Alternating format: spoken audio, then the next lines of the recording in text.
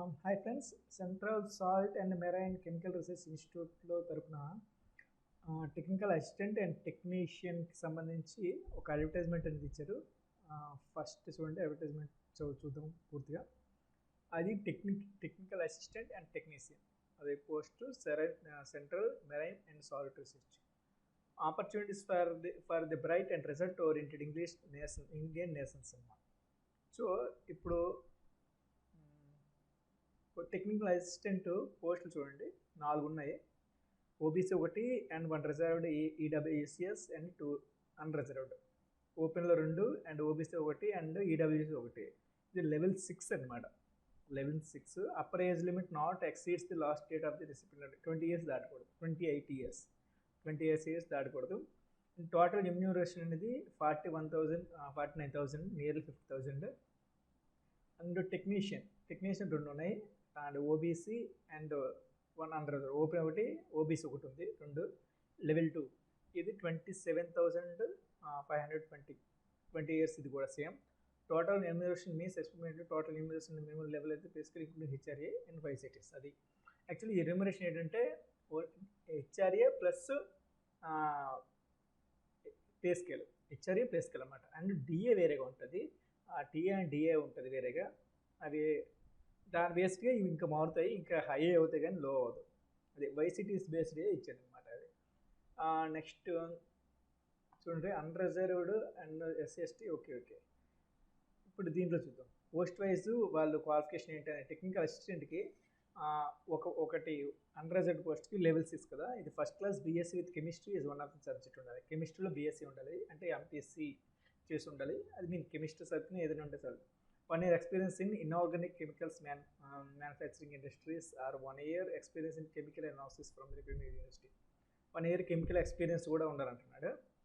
And చూడండి, job description అనేది selected candidates will collect brines, inorganic salts, water samples from different parts of India, carry out the fractional crystallisation. Okay, ఇది మీరు చూసే job description అనేది chemical సంబంధించి ఉంటుంది. ఇది మీరు చూడండి. అప్పర్ ఏజ్ లిమిట్ అనేది 20 ఇయర్స్, ఆల్రెడీ కింద చెప్పాను.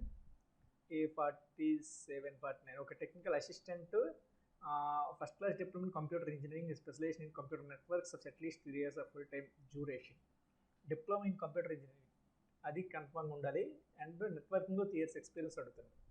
At least 2 years full time duration in case of the lateral admission in diploma courses. Lateral admission are equivalent with 2 years experience in IT environmental providing IT enabled applications. So experience 3 years, 1 year diploma in engineering ఉండాలి. అది చూసుకోండి. ఇది కూడా ఇది technical assistant అన్నమాట. Next technical assistant 1 reserved by level 6 category.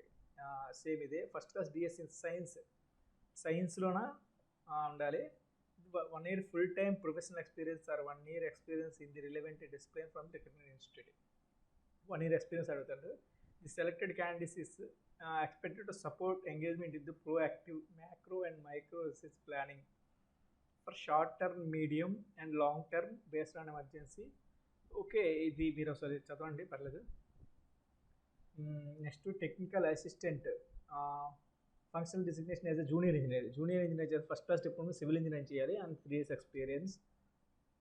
Technicians ఉంది, టెక్నీషియన్కి 10th class ఉంటే చాలు, with science subject with 50% plus ITI certificate or national state trade certificate, or 2 years full time experience as a appreciate training from recognized institute in the horticulture assistant trade.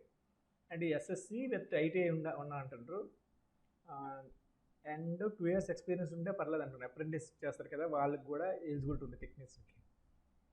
And SSC 10th class standard with science subjects ఉండాలి. ఇది కూడా same. Plus IC certificate ఉండాలండి. Bridge course okay. Total remuneration means ఎక్స్పెక్ట్లు okay, same అదే. Other benefits ఇచ్చారు, TR అదన్నీ common government pure and గవర్నమెంట్కి అన్నిటికీ అలాగ ఉంటాయి. ఆల్ ఎంట్రీస్, అది ఏజ్ లిమిట్ ఆల్రెడీ చెప్పింది కదా. Date determine limit experience 23rd October లోపు మీరు అప్లికేషన్ పంపించాలి. Age relaxation 5 years, 2 members. SC ఎస్టీకి 5 years ఉంటుంది, ఓబీసీ 3 years ఉంటుంది. అది మీరు చూసుకోండి. and relaxations in widows, divorced women, judicial separated husband who is not remarried since upper age limit relaxation up to 35 years. అది విడోస్ కానీ divorce ఉమెన్కి, women judicial separate from Hindus who are not remarried since upper age limit వాళ్ళకి కూడా relaxation 35 years వరకు. In case widow death certificate okay, ఇవన్నీ మీరు ఒకసారి చదవండి. ఇప్పుడు నేను టైం లేదు కాబట్టి ఇన్ని చదవలేను, ఎక్స్ప్లెయిన్ చేయలేను. అవసరమైన మాత్రం ఎక్స్ప్లెయిన్ చేస్తాను. అది selections methodology.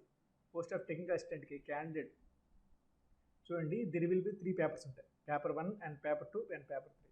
Paper 1, paper 2, paper 3. Sorry, paper 1, paper 2, paper 3 ఉంటాయి.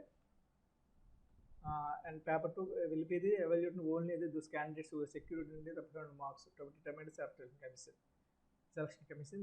పేపర్ 1 సెలెక్ట్ అయిన వాళ్ళకి పేపర్ 2, పేపర్ 3 ఉంటాయి. Final list will be prepared on basis of the marks obtained by the candidates in paper 2 and paper 3. Competitive paper 2, paper 3 ఉన్న వాటికి మాత్రమే చూస్తారు. Paper 1 వాళ్ళు pass అయ్యమంటారు. మీడియం ఆఫ్ చూడండి, ఓఎంఆర్ బేస్డ్ ఉంటుంది. OMR based or computer based objective ఉంటుంది. Next medium of questions. The questions will be set both Hindi and English, except the questions and English. Maximum English questions English language. అదే English language ఉంటుంది కదా, దాని కాకుండా మిగతావన్నీ హిందీ ఇంగ్లీష్లో ఉంటుంది అన్నమాట. స్టాండర్డ్ డిప్లొమో అండ్ గ్రాడ్యుయేట్ లెవెల్లో స్టాండర్డ్ ఉంటుంది. Total marks 200 marks, total time 3 hours. Paper 1 చూడండి, mental ability test. Only mental ability ఉంటుంది, 50 మార్క్స్. ఆ 50 బిట్స్ 100 మార్క్స్ అనమాట. నో నెగిటివ్ మార్క్స్ దీనికి, ఓకేనా. So next general awareness English language. 25 bits 25 bits, 3 marks per each బిట్కి 3 marks ఉంటుంది. 25 × 3 75, అలా 1 mark negative ఉంటుంది అన్నమాట. General awareness English. Paper 3 concern subject, మీరు ఏ సబ్జెక్ట్ ఉందో ఆ సబ్జెక్ట్ తీసుకుంటారు, అది ఉంటుంది. ఏది టెక్నికల్ అసిస్టెంట్. అది టెక్నీషియన్కి వస్తే సేమ్ పేపర్ 1, పేపర్ 2, పేపర్ 3 ఉంటుంది. ఇది questions will be English. Standard 10th క్లాస్లో ఉంటుంది. 150 bits, 2 hours 30 minutes. First mental ability same, ఇది general awareness and English language same, 25 bits same అంతా. ఇది అలౌటెడ్ టైం కన్సర్న్ సబ్జెక్ట్ కూడా ఇది సేమ్, 150 మార్క్స్ ఇది, okay. Will be medical institute Gujarat నిర్వది under council of science CSIR who is autonomous body. హౌరీ appointment label ఏంటి, okay. ఇవన్నీ పెద్ద అవసరం లేదు. మీరు ఒకవేళ డిఫరెంట్ అప్లికేషన్ పెడితే డిఫరెంట్ మీరు అప్లికేషన్ పంపించాల్సి వస్తుంది. మీరు వేరే పోస్టులు పంపించాలంటే కన్ఫర్మ్ వేరేగా మీరు పంపించాల్సి వస్తుంది, ఓకే.